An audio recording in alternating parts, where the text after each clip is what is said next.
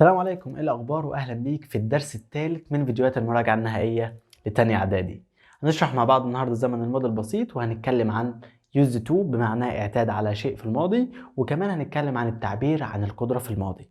قبل ما نبدا انزل اتاكد انك عامل اشتراك في القناه واعمل لايك، وما تنساش تعمل شير للفيديو مع اصحابك. انا مستر احمد وجاي ابسط لك منهج الانجليش بتاعك. يلا بينا. Audio Jungle. ويلكم باك. هنشرح مع بعض دلوقتي زمن الماضي البسيط. قلت لك في كل زمن لازم ببقى عارف عنه 5 حاجات. اول حاجه التكوين، وبعدين النفي والاستفهام والكلمات الداله، واخيرا الاستخدام. يلا بينا نبدا كده بالتكوين. الماضي البسيط ده بيتكون ازاي؟ بيتكون من ان انا بجيب التصريف الثاني للفعل، يبقى التصريف الثاني للفعل. طيب ازاي بجيب التصريف الثاني؟ عندنا نوعين من الافعال، افعال منتظمه وافعال غير منتظمه. قال لك الفعل المنتظم ده حط له في اخره يا اما دي يا اما اي دي يا اما اي دي، على حسب النهايه بتاعته. ازاي يعني؟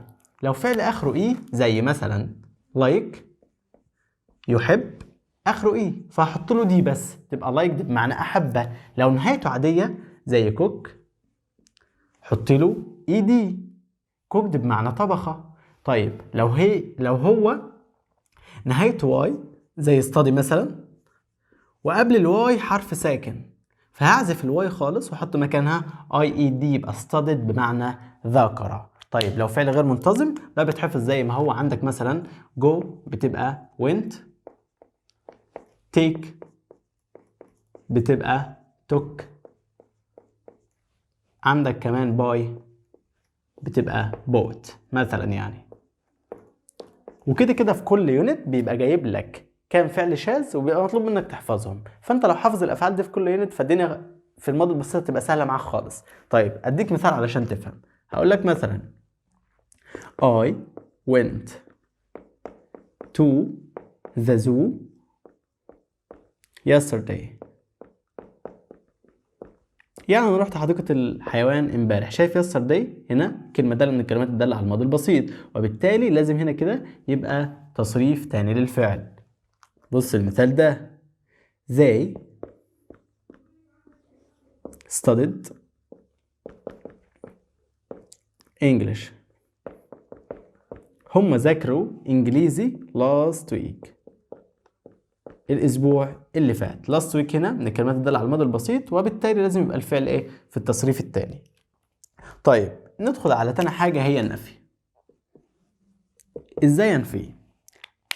انا كنت عارف ان النفي ده ما هو الا فعل مساعد وبلزق فيه not، فانا هدور كده في التكوين مش هلاقي فعل مساعد، وبالتالي هجيب فعل مساعد من عندي. طب ايه الفعل اللي هيساعدني في الزمن ده كله في النفي والسؤال والحاجات دي كلها؟ هو الفيرب to do، بس تصريفه في الماضي بقى اللي هو ايه did.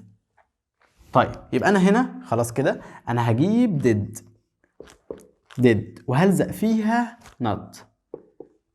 وافتكر ان الفيرب تو دو بيجي بعديه الفعل في المصدر، يبقى didn't يجي بعدها الفعل فين؟ في المصدر. لو عايز في اول جمله دي بدل ما هي I went هتبقى، يعني عايز اقول انا ما رحتش، هتبقى كده اهو I didn't،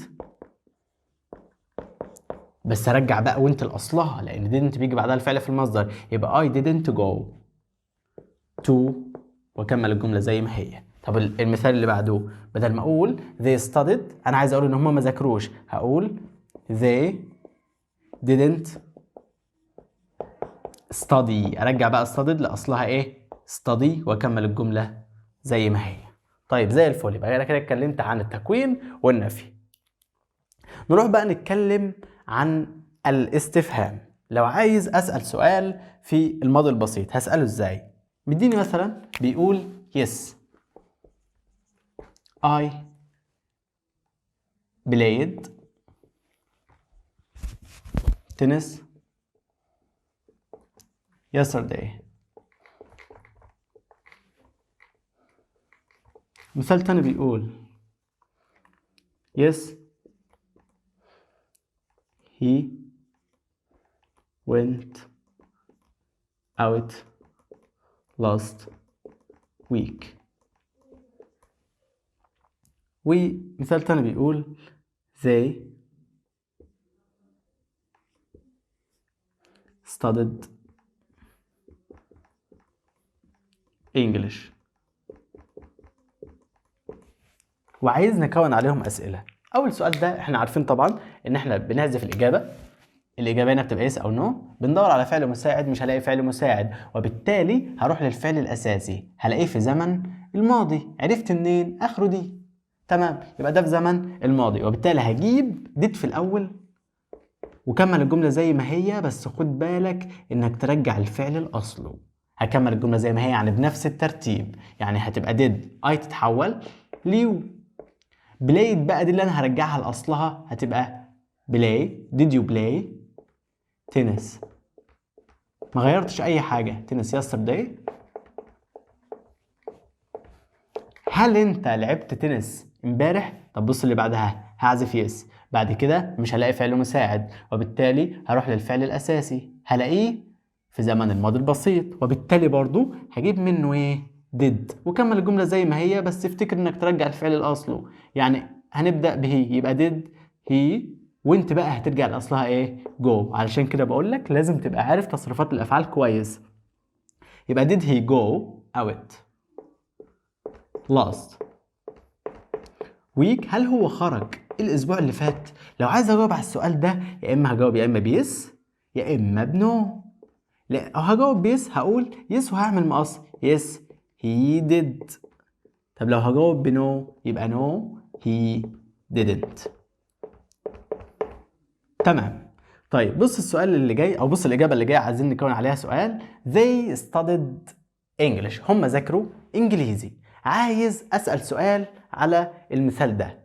ممكن أسأل عن إيه؟ مفيش يس ولا نو، وبالتالي لازم أدور على حاجة أسأل عنها. أنا ممكن أقول هما ذاكروا إيه، وبالتالي الإجابة هتبقى إنجليش، فأروح على إنجليش وإيه؟ وأحذفها. أنا بحذف الإجابة، حذفت إنجليش. ابدأ بأداة استفهام مناسبة اللي هي إيه؟ أنا عايز أقول ماذا ذاكروا، يبقى أداة الاستفهام المناسبة هنا هي what. حط what في الأول، بعد كده امشي على نفس الخطوات دي، يعني هتبقى وات. هل هنا في فعل مساعد؟ لا. طب هروح للفعل الأساسي، لقيت فيه دي، عرفت إنه في زمن الماضي، وبالتالي هجيب did، يبقى وات did، وكمل الجملة زي ما هي، وافتكر رجع الفعل لأصله. يعني أنا ما زودتش عليهم حاجة غير إن أنا بدأت بوات، يبقى وات did. يلا they studied دي بقى هنرجعها لأصلها، تبقى study. what did they study؟ ماذا ذاكروا؟ قال لك الإجابة they studied English. كده احنا خلصنا الاستفهام. ايه الكلمات الدالة على الزمن؟ يبقى نكتب كده الكلمات الدالة.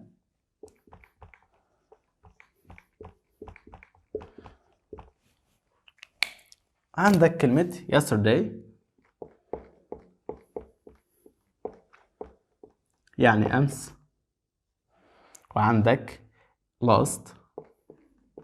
last يعني الماضي، ويجي بعدها last week مثلا، last month، last year يعني السنة اللي فاتت أو الأسبوع اللي فات أو الشهر اللي فات. وعندك كمان كلمة ago معناها منذ، ويجي قبلها بقى ago دي بتيجي في الآخر، ويجي قبلها برضو week مثلا أسبوع، يجي قبلها month شهر، يجي قبلها year. عندك كمان in وأي تاريخ في الماضي in 2020 في 2020. وكمان عندك in the past يعني في الماضي. واخيرا اي حاجه بتعبر لك عن الماضي، يعني اي جمله بتعبر ان الكلام ده حصل قبل كده، زي مثلا جمله ايه؟ when I was young يعني لما كنت صغير، عندما كنت صغيرا. دي برضو بتدل على الماضي، وبالتالي لازم اجيب الفعل، لازم اجيب التصريف الثاني من الفعل. تمام زي الفل. دي الكلمات الدالة. اخيرا الاستخدام. امتى بستخدم زمن الماضي البسيط؟ اول حاجة طبعا اللي احنا عارفينها، تعبير عن احداث انتهت في الماضي، رقم 1 التعبير عن حدث انتهى في الماضي. يعني اقول لك مثلا yesterday يعني امس. امس I played tennis. الحدث ده اصلا خلص امبارح، انا لعبت امبارح وخلصت، وبالتالي لازم لما اجي اجيب الفعل اجيبه في زمن الماضي البسيط اللي هو التصريف الثاني. رقم 2 التعبير عن عادة في الماضي مع حاجة اسمها used to. مع ايه؟ مع used to. هقول لك مثلا هنتكلم طبعا عن used to لوحدها دلوقتي. I used to smoke.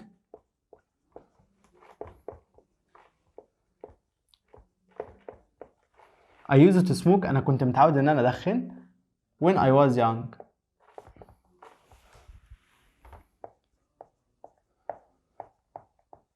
عندما كنت صغيرا.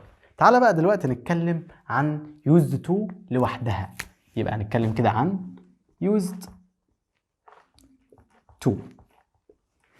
to معناها اعتاد على فعل شيء في الماضي ولا يفعله الآن. يبقى اهو اعتاد على فعل شيء في الماضي ولا يفعله الآن. بيجي قبلها الفاعل وبعدها المصدر. بس يا سيدي هي دي كل used to. لو عايز اقول انا كنت متعود ان انا العب في الشارع وانا صغير هقول كده I used to play in the street.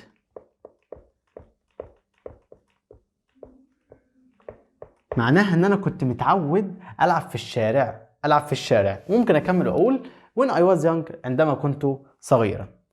هكملها لك يلا. when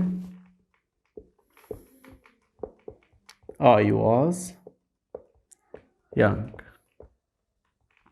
طيب لو عايز انفي used to دي مش هي في الماضي، وانا بنفي الماضي بايه؟ didn't. يبقى انا هجيب كده didn't واجيب بعدها المصدر من used to اللي هي ايه؟ used to. يعني لو عايز انفي الجمله اللي فوق دي هقول ايه I didn't use to smoke. play. I didn't use to play. واكمل الجمله زي ما هي. طيب لو هنا عايز اسال سؤال، لو هنا مثلا بيقول لي yes وعايز اسال سؤال، طيب مش دي برضو في الماضي؟ زي الفل، كلام سليم. طيب يبقى انت هتحذف الاجابه، مش هتلاقي فعل مساعد، ده في الماضي. هات منها ايه؟ did. حط did في الاول وكمل الجمله زي ما هي، بس افتكر رجع الفعل لاصله.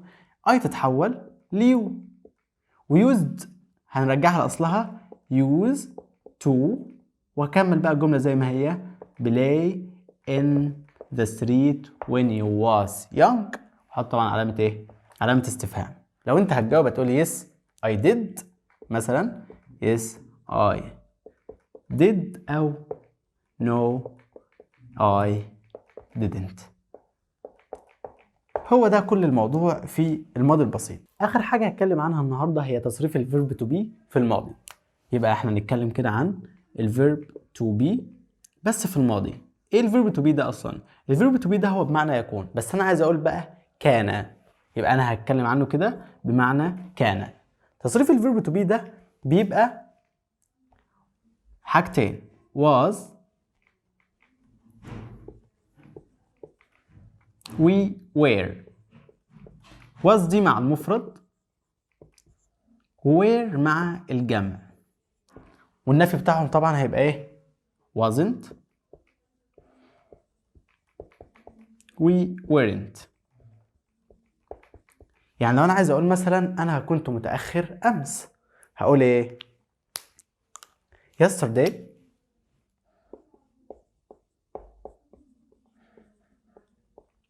انا كنت متأخر. I مع المفرد فبتاخد was. I was late. انا كنت متأخر. طيب زي الفل. لو انا عايز اقول انا ما كنتش متأخر هقول I wasn't. يعني انا عايز اخليك تلاحظ ان was were دول معناهم كان. لما اجي انفيهم ما بفهمش بديدنت زي الماضي البسيط والافعال العاديه، لا was were بلزق فيهم not وخلاص، يبقى wasn't و weren't. بس يا سيدي هو ده كان الماضي البسيط. هدلك عليه بسرعه كده. قلنا ان الماضي البسيط بيتكون من التصريف الثاني للفعل. هنجيب ازاي التصريف الثاني ده؟ لو هو فعل منتظم حط له دي او اي دي او اي اي دي، ولو هو فعل غير منتظم فانت لازم تحفظه. بننفي بايه؟ بننفي بديدنت، وديدنت بيجي بعدها الفعل في المصدر. لو عايز اسال سؤال، ده الزمن ما فيهوش فعل مساعد، وبالتالي بجيب فعل مساعد من عندي اللي هو did. بحذف يس او نو او بحذف الاجابه عموما، وببدا بديد وبكمل الجمله زي ما هي، بس باخد بالي ان انا ارجع الفعل لاصله. طيب لو هو مش بادئ بيس ولا نو، نفس الخطوات. دور على حاجه اسال عنها. حشت انجلش، ابدا باداه استفهام مناسبه. بدات بوات، نفس الخطوات اللي فوق. بقى في فعل مساعد؟ لا، فهجيب من عندي did علشان ده في الماضي، واكمل الجمله زي ما هي، وافتكر ارجع الفعل لاصله. ركز على الحته دي كويس. الكلمات الداله yesterday و last و ago وin وسنه فاتت وin the past، وكلمه بتدل على ان الحدث ده حصل في الماضي زي when I was young. بعد كده قلنا الاستخدام بيستخدم امتى؟ للتعبير عن حدث انتهى في الماضي. رقم 2 انه بيستخدم في التعبير عن عادة مع حاجة اسمها used to. used to معناها اعتاد على فعل شيء في الماضي ولا يفعله الآن. عايز انفي سوري، الاول قلت لك ان used to بيجي بعدها الفعل فين؟ في المصدر، وبيجي قبلها الفاعل. عايز انفي used to، مش ده ماضي؟ ايوه، يبقى انا هنفي بايه؟ بديدنت. حط didn't ورجع used to لاصلها اللي هي ايه؟ used to. يبقى didn't used to. طيب اخيرا اتكلمنا عن الفيرب تو بي في الماضي. لو عايز اقول كان هقول was مع المفرد و were مع الجمع. والملاحظة الأهم إن was و were ما بيتنفوش ب didn't، لا بلزق فيهم not على طول، يبقى wasn't و weren't. كده أنا خلصت يونت 3 كامل الحمد لله. خلصنا جرامر. هنروح دلوقتي لللاب علشان نحل على الحاجات اللي احنا خدناها دي، وكمان ناخد الكلمات واللانجوج يونتس المهمة في اليونت ده. هسيب لك البورد دلوقتي لو عايز تاخد سكرين، ونرجع نكمل إن شاء الله مع الكلمات والحل.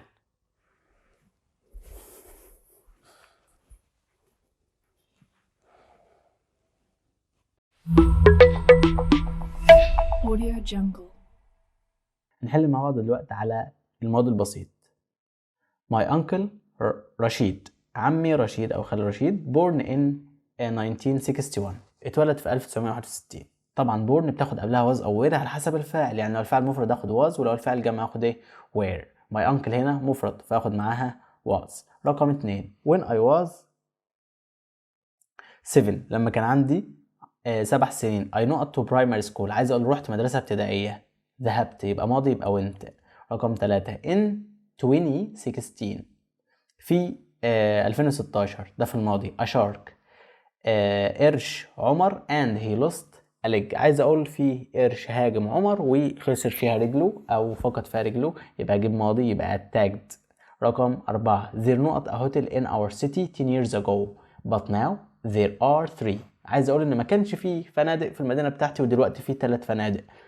ما كانش، اول ما تلاقي نفسك بتترجم وتقول كان وما كانش تفتكر على طول was were والنفي بتاعهم wasn't و weren't. فهو هنا عايز يقول ما كانش فيه. هوتل هنا مفرد يبقى نختار ايه؟ wasn't. رقم 5 your friends ready for the exam last week. بص، شايف كلمة ready دي؟ ready دي صفة. طالما في صفة لازم يبقى في verb to be. طيب لو هنا في فعل في المصدر يبقى كنت هجيب verb to do. ان هنا صفة دلوقتي يبقى انا عايز verb to be بس في الماضي، لانه بيقول لك ايه؟ last week. عايز verb to be في الماضي اللي هو ايه؟ was were على حسب الفاعل. طب الفعل هنا جمع اللي هو ايه؟ your friends، وبالتالي هجيب were. رقم 6 my team نقط the cup in 2018، يعني عايز اقول الفريق بتاعي فاز بالكاس في 2018 هتبقى ايه won في الماضي. رقم 7 were you all ready for the exams؟ بيقول لهم هل انتوا كلكم مستعدين للاختبار؟ قالوا له yes. هنحول طبعا يو دي لوي وهنجيب بعدها وير، يعني هنعمل مقص بين يو ووير يبقى يس وي وير. 8 علي نقط at school yesterday. عايز اقول ايه؟ علي ما كانش في المدرسة امبارح، ما كانش، يبقى wasn't عشان هو علي مفرد. رقم 9 did محمد to the shops yesterday؟ ايه مش فاهم هنا ايه الغلط او ايه المفروض. المفروض ان في قبل تو هنا نقط، يبقى ديد محمد، ديد بيجي بعدها الفعل في المصدر، المفروض ان بعد محمد هنا كده في نقط، فانا هختار فيها ايه جو. اخيرا ديد حسن، برضو لازم نجيب بعدها المصدر على طول. ديد حسن نجيب ايه يوز بس لان في هنا تو، يبقى ديد حسن يوز تو ليف ان كايرو. هل حسن كان متعود انه يعيش في القاهرة؟ هنبص مع بعض دلوقتي على اهم الكلمات اللي انا المفروض ايه اخد بالي منها. اول حاجة عندي لعبة كرة اليد هاند بول. بطل هيرو، ناشئ او مبتدئ جونيور، وفريق الناشئين جونيور تيم، كبير في السن او راشد سينيور، والفريق الاول اللي هو سينيور تيم حالة الطوارئ emergency، كارثة طبيعية natural disaster، وخائف او مرعوب scared، مخيف scary، فخور براود، مسابقة او منافسة competition، المباراة النهائية the final، يفوز يعني win والماضي منها won بما اننا شرحنا الماضي. جمعية خيرية charity، الريف the countryside، الجدة الكبرى اللي هي ايه والدة الجدة او الجدة great grandmother. طب الجد الاكبر اللي هو والد الجدة او الجدة great grandfather. انثى او مؤنث female، متطوع volunteer، جسم يعني body، متأكد يعني sure، بطولي يعني heroic، تمريض nursing، مدير manager، شخص مريض يعني patient. طيب بالنسبة للوظائف عندي عالم scientist، طبيب جراح surgeon، راعي أو كفيل patron، مدرب رياضي sports coach، عالم نووي nuclear scientist، عمال نظافة الشوارع street cleaners، عمال جمع القمامة rubbish collectors. يؤدي وظيفة أو يقوم بمهمة do a job، يلعب رياضة do a sport أو play a sport، يجري تجارب علمية do experiments، يبدأ الدراسة start school، ينشئ مؤسسة خيرية start a charity، يفوز بمسابقة win a competition، يحصل على جائزة get a prize، يحصل على وظيفة get a job. عندك الحاجات اللي موجودة في الرأس brain يعني مخ مش جرح طبعا، مخ معناها مخ، العينان eyes، فم يعني mouth، والقلب اللي هو الحاجات بقى اللي موجودة في جسمك زي القلب heart، الرئتان lungs، المعدة stomach. افعال واسماء وافعال. عندي قط معناها جرح وبرضو معناها ايه يجرح او يقطع. مضخة يعني pump وبرضو يضخ يعني pump. نبات يعني plant ويزرع برضو يعني plant. عدوى يعني infection ويعدي infect. ماشي.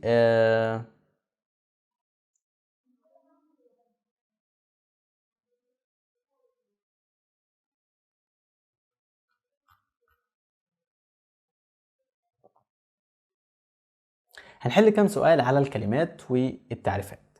Our teachers are very نقط they never get nervous easily، ما بيتعصبوش بسهولة، يبقى هم ايه صبورين، يبقى ايه patient. رقم 2 in 2006 في 2006 دكتور مجدي يعقوب started a charity to help children with نقط problems اللي عندهم مشاكل في ايه في القلب heart problems. أنس was very نقط so he wasn't afraid of the dog، يبقى ما بيخافش من الكلاب، يبقى هو ايه شجاع، شجاع يعني brave. رقم 4 دكتور مجدي يعقوب looks after children، دكتور مجدي بيهتم بالأطفال with heart اللي عندهم مشاكل في القلب with heart ايه problems. رقم 5 سميرة موسى was Egypt's first female نقط scientists. سميرة موسى كانت عالمة نووية، هتبقى nuclear scientist. آية is a nurse she helps her نقط to get better. آية ممرضة بتساعد المرضى بتوعها علشان يبقوا أحسن، يبقى patients. هنوقف لحد كده بس كده، أنا خلصت الفيديو بتاع النهاردة. الحمد لله شرحنا الجرامر وشرحنا الكلمات وحلينا عليهم كمان. ما تنساش تعملنا لايك وسبسكرايب واعمل شير للفيديو مع اصحابك. So thank you for watching. اشوفكم في الفيديو الجاي ان شاء الله من فيديوهات المراجعة. سلام.